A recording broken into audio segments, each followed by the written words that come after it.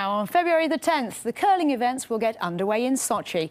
The sport has been gaining popularity across the country, and Richard van Poortvliet went to a special event in Red Square that's showing even more Russians what to expect at the Olympic Games.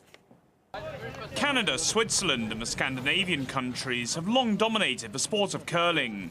Russia has never won an Olympic medal, but their teams are on the rise. And while the best curlers are making their final preparations for Sochi, an impressive field still took to the ice for an exhibition tournament in iconic surroundings, including Canadian 2006 Olympic champion Brad Gushue. This has to be one of the most scenic locations ever to have hosted a top-class curling event. While the temperatures might have dropped to almost -20, but it certainly hasn't put the competitors off enjoying this unique event.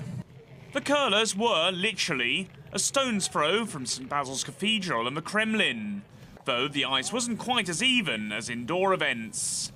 33-year-old Gushue has previously competed in a St. Petersburg shopping mall and believes such events can help boost the popularity of curling across a country that's tailor-made for it. Russia really fits the profile of a curling nation. Very similar to Canada, we have cold winters. With the exception of hockey, I think curling could probably take over as one of the big winter sports here if we can raise the profile and get more people interested. The more we can take curling out to the masses for people to see it, because there's a lot of people that haven't seen curling, don't know what it's about, and we can take it to venues like this that's right in the public eye.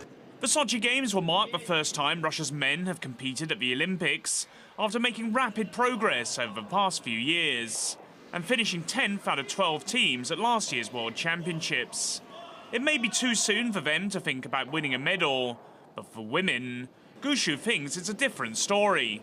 When we played in the Olympics in 2006, Russia didn't even have a team in there, and they had a national team, but they weren't very good. And to be honest, in the last 8 years, they've really improved. And I guess there's been some more money and some more interest go in with the Olympics being in Sochi this year, and they've gotten much better. And like I said, the women's side, the Russian women's team, they could win the gold medal very easily.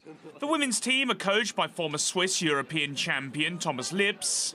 The 43-year-olds steered the Russians to their own European glory in 2012.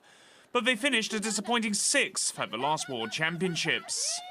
However, a team performance of a lifetime could ensure they reach the podium and achieve more in a few days than test events could achieve in many years in helping to make curling a national sport in Russia. Richard van Poortvliet, RT, Moscow.